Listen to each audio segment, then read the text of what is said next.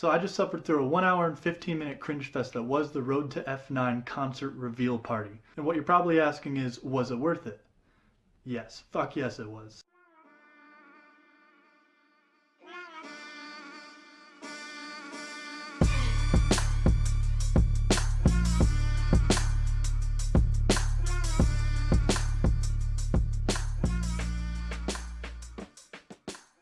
So the trailer starts out in the same way that the 30-second teaser did, with Vin Diesel and Michelle Rodriguez tucking in their young, like 4 or 5-year-old child Brian into bed, and them just kind of ominously talking about how something big is coming and how family really matters. Pretty much what every single Fast and the Furious movie is. But one thing is that Justin Lin is back directing this movie, and if you pay close attention you can kind of see the things that are trademark Justin Lin. If you don't know who Justin Lin is, he basically directed all of the best Fast and Furious movies. One new addition though to this is John Cena. He plays Jacob, and you find out that he is actually the brother to Dominic Toretto, and has spent his entire life just trying to be better than Dom. He seems to be some kind of secret agent, and Dominic Toretto used to steal DVD players, so I feel like he's kind of on the right track anyway. I find it absolutely hilarious that John Cena is who they got to replace The Rock. Vin Diesel had major fallout with Dwayne Johnson, mainly because they're both big tough guys and both the center of attention, and Vin Diesel of course wants to be the one that's the center of attention. So they kicked him out, gave him his own spin-off series, and they got in John Cena, another big jacked up ex-wrestler, because,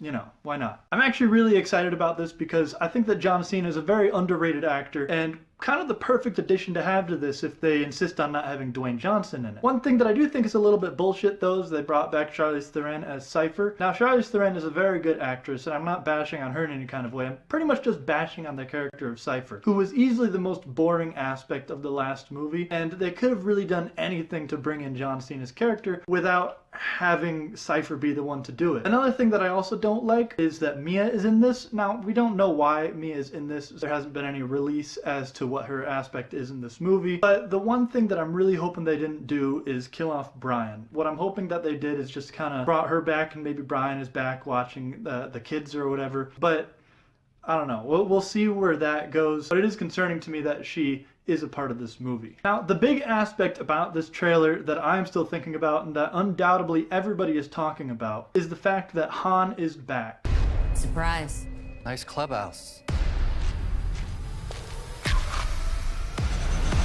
Han was killed off many movies ago in the Fast and the Furious Tokyo Drift, which kind of took place in the future compared to other movies so they could have Han more. It's all very confusing. And we later found out that it was Shaw that killed Han. A point that I touched on in my past review. Everybody just kind of forgot that Shaw killed Han. They gave him like a movie and everybody was happy with him. They had like a barbecue at the end of the movie. But my guess is that Shaw, who we later find out isn't a bad guy, helped Han fake his own death because Han originally wanted to get out of the life and he went to Tokyo and the life just kind of followed him there. So he needed to fake his own death. Now it's unclear why he is back for this movie, but that moment alone at the very end of the trailer gave me very literal goosebumps. So that kind of brought it home in a trailer that was already very good, mainly in part because of John Cena. And after suffering through an hour and 15-minute concert thing that was utter shit and just very awkward to watch, this really made it worth it. Now, rating trailers doesn't really make much sense because it's 4 minutes and I've been talking longer than the entire trailer is, but